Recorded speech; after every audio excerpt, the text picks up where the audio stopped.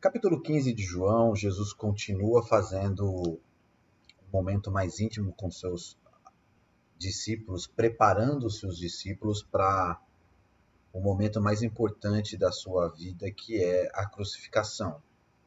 Ele vai começar a passar pelo seu martírio agora, e no capítulo 14, no capítulo 15, ele faz um período mais íntimo com os discípulos, preparando os discípulos. Capítulo 15, ele usa uma linguagem extremamente fácil dos discípulos entenderem qual é a sua mensagem. Né? Muitas vezes a gente vê Jesus usando parábolas complexas, os discípulos sem entenderem muito, muitas vezes ele tem que explicar o que ele disse. Agora não. Agora a gente vai lidar com um texto muito simples, muito claro, sobre o que Jesus quer para os seus discípulos. Vamos acompanhar? Vamos lá. Eu sou a videira verdadeira, e o meu pai é o agricultor. Todo ramo que, estando em mim, não dá fruto, ele corta. E todo aquele que dá fruto, ele poda, para que dê mais fruto ainda. Vocês já estão limpos, pela palavra que eu lhes tenho falado. Permaneçam em mim, e eu permanecerei em vocês. Nenhum ramo pode dar fruto por si mesmo, se não permanecer na videira. Vocês também não podem dar frutos se não permanecerem em mim. Eu sou a videira, vocês são os ramos. Se alguém permanecer em mim e eu nele, esse dá muito fruto, pois sem mim vocês não podem fazer coisa alguma. Se alguém não permanecer em mim, será como o ramo que é jogado fora e seca. Tais ramos são apanhados, lançados ao fogo e queimados. Se vocês permanecerem em mim e as minhas palavras permanecerem em vocês, pedirão o que quiserem e lhes será concedido.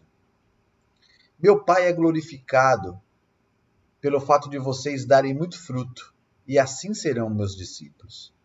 Como o Pai me amou, assim eu os amei. Permaneçam no meu amor. Ali em cima, ele disse que se vocês permanecerem em mim e as minhas palavras permanecerem em vocês, pedirão o que quiserem e lhes será concedido.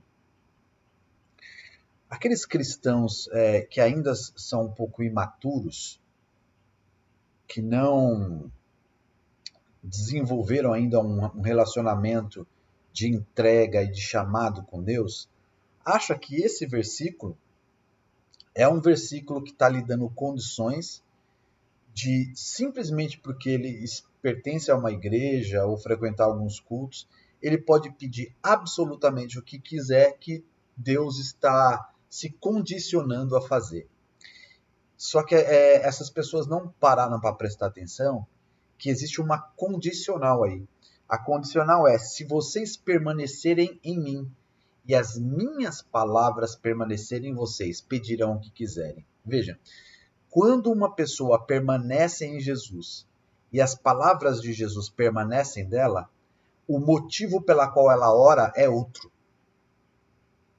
Lembra lá atrás, quando a gente falou de alguns motivos sobre as quais quem ora tem que estar? Pois bem, quem está em Cristo e a palavra de Cristo está nele, significa que essa palavra transformou ele. E aí sim, o motivo e os pedidos de oração são completamente outros. Não são pedidos pessoais, são pedidos para o corpo de Cristo, para o reino de Deus. É isso que a gente tem que entender.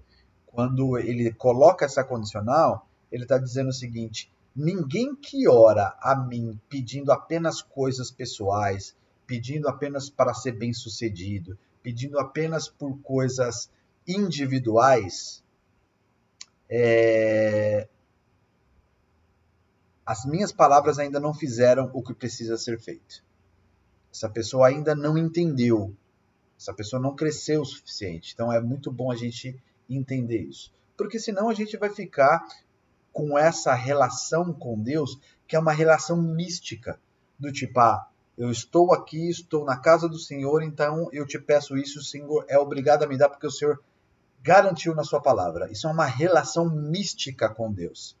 E aí essas pessoas se frustram. E daqui a pouco elas se frustram com Deus. Sendo que Deus não prometeu nada disso. Ou o que ele prometeu está condicionado. Amém?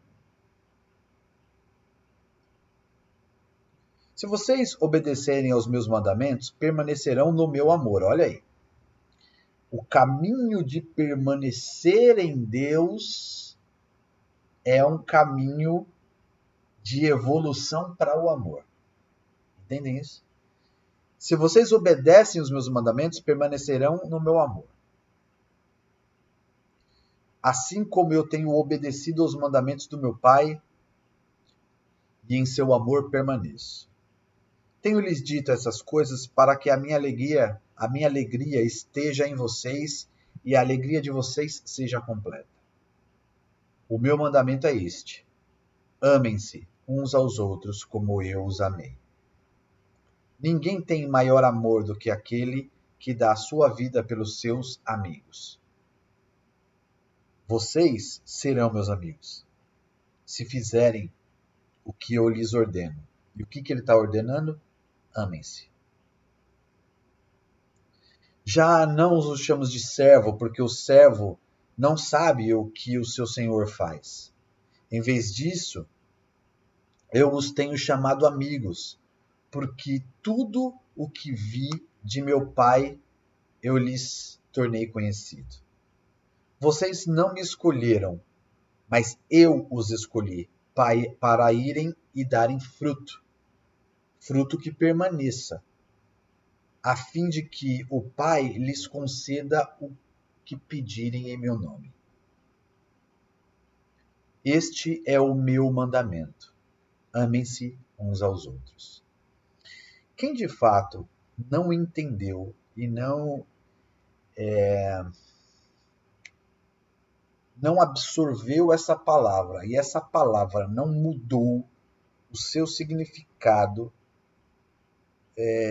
não transformou essa pessoa de dentro para fora em todos os significados, de fato ainda não entendeu qual é a mensagem de Cristo.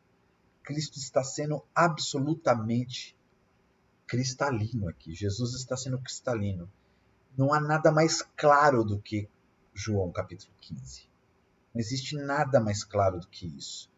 De que o mandamento dele é um mandamento para que nós sejamos transformados, batizados em amor. Esse é o verdadeiro mandamento. Esse é o verdadeiro mandamento. Se o mundo os odeia, tenham em mente que antes odiou a mim. Se vocês pertencessem ao mundo, ele os amaria como se fossem dele. Todavia, vocês não são do mundo, mas eu os escolhi, tirando-os do mundo. Por isso o mundo os odeia. Lembrem-se das palavras que eu lhes disse. Nenhum escravo é maior do que o seu senhor. Se me perseguiram, também perseguirão a vocês. Se obedeceram a minha palavra, também obedecerão a de vocês. Tratarão assim vocês por causa do meu nome, pois não conhecem aquele que me enviou. Se eu tivesse vindo e lhes falado, não seriam culpados de pecado. Agora, contudo, eles não têm desculpa para o seu pecado. Aquele que me odeia, também odeia meu Pai. Se eu não tivesse realizado no meio deles obra que ninguém mais fez, eles não seriam culpados de pecado. Mas agora eles as viram e odiaram a mim e a meu Pai. Mas isso aconteceu para que se cumprisse o que está escrito na lei deles. Odiaram-me sem razão. Quando vier o conselheiro, que é o Espírito Santo, que eu enviarei a vocês por parte do meu Pai, o Espírito da verdade que provém do Pai, ele testemunhará a meu respeito. E vocês também testemunharão, pois estão comigo desde o princípio. Maravilhoso esse capítulo, né? Absolutamente profundo e atual. Espero vocês no próximo. Vamos lá.